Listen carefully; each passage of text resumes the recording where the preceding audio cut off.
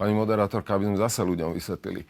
Jednoducho hovoriť o sprostredkovaní rozhovorov alebo o vyjednávačoch je nemožné v situácii, keď Rusko podniká, tak ako teraz tu sedíme, najväčšie útoky na Ukrajinu. Chápete? Tu jednoducho... Že nie ste za ten dialog, aby Počkajte, nie, tak... pani moderátorka, nevkladajte mi prosím do Pýtam úst, sa. že boli sme...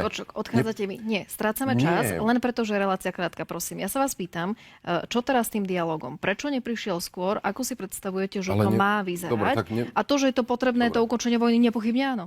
Nemôže, tam sa zhodneme všetci.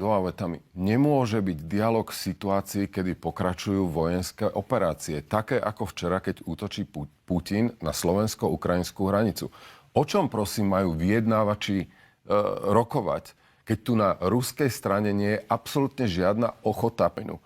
Takže dialog môže byť vtedy a môžeme začať uvažovať o tom, kto by reprezentoval tieto strany v situácii, kedy Putin prestane zabíjať. A to druhé je jednoducho to, že z ruskej strany nie je absolútne žiadna ochota s týmto jednoducho prestať. Toto je celý problém. Dám hneď priestor pani europoslankyni. Čiže vy vlastne teraz budeme čakať na to, kým Rusi prestanú útočiť, aby bol Nie, lebo takto, že takto to vyzerá, že počkáme na to ukončenie, dajme tomu ešte 2 roky a potom začneme diskutovať.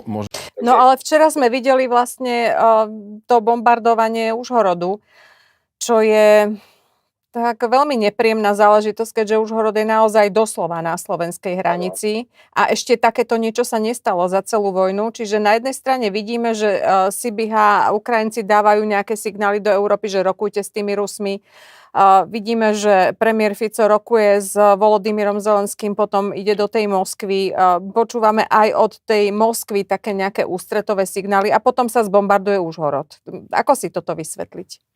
Že mezi tím není moc tak velká souvislost, že vlastně v minulosti víme, že vyjednávání nemělo nějakou vůbec přímou souvislost s bombardováním.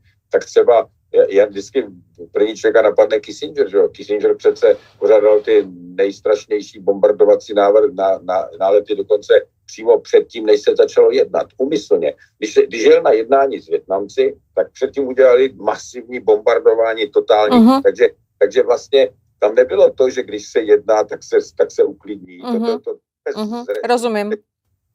Tady já už to dole, kdo říká, jak je možné, že chtějí jednat, když bombardujou. No dobře, ale samotný Západ jako poskytuje příklady, že se bombardovalo o to víc dokonce. O to víc a dokonce, když chceme mír, tak předtím ještě uděláme masakr, aby viděli, aby viděli, jak je to hrozné a aby... Rozumiem.